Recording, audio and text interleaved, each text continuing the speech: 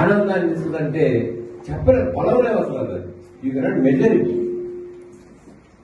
నేను 69లో 10th class first batch ప్రారంభమైనప్పుడు మాతోటి 10th క్లాస్ అనే బ్యాచ్ ప్రారంభమైంది. అందుకే 10th క్లాస్ లేదు, 11th క్లాస్ ఉండేది 69.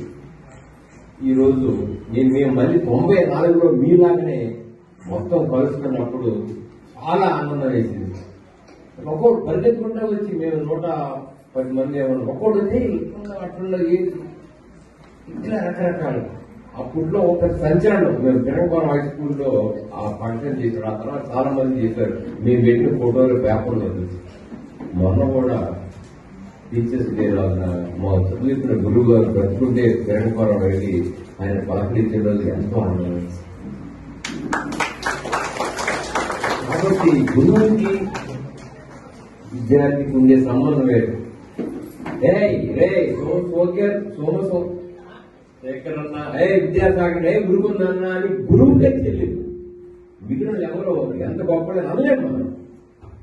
ఎలా అబ్బాయి ఆయన దగ్గర తీసుకోవటానికి లేకపోతే చనువుగా మాట్లాడటం. ఈ రోజు కూడా నేను ఒక హాస్పిటల్కి ఒక ఆఫీస్ స్కూల్కి ఎవరో ఒకరు పరిగెత్తి వచ్చి సార్ నేను మీ స్కూల్లో చదువుతానని చెప్తే నా కంటిలో ఆనందం వస్తుంది అనమాట.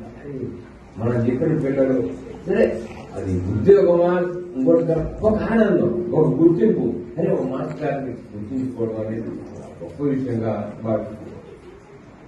ఇప్పుడు కూడా నాకు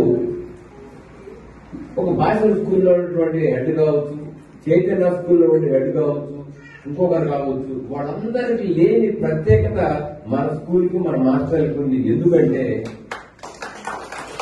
వాళ్ళు కేవలం డబ్బు కోసం బ్రాంచీలు పెట్టారు.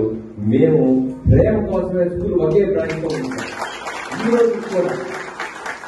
ఈ రోజు కూడా ఈ పెద్ద స్కూల్స్ ఏవి రోజున పెట్టి నవీన స్కూల్ ఈ రోజు బ్రాంచ్ కమిటీ చాలా మంది అని అడుగుతుంటారు.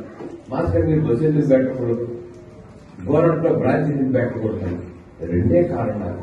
ఒకటి, నేను అనుకోవటం పిల్లల్ని తల్లిదండ్రులు సొంతంగా బడికి తీసుకురావాలని ఒకటైతే, రెండవది నేను ఒక 4 బ్రాంచీలు పెడితే నేను మీతో మాట్లాడలేదు. వీటిని గుర్తుకోవడం 4 బ్రాంచీలు పెడితే ఎందుకు అంటే నేను మీతో మాట్లాడలేదు, మీతో స్పెండ్ చేయలేదు. ఈ రోజు కూడా నేను 70 సంవత్సరాల వయసు ఈ రోజు కూడా 10th క్లాస్కి పోయి వాళ్ళతో రోజు మాట్లాడితేనే నాకు రోజు పడుతుంది. అనుబంధం అలాంటిది.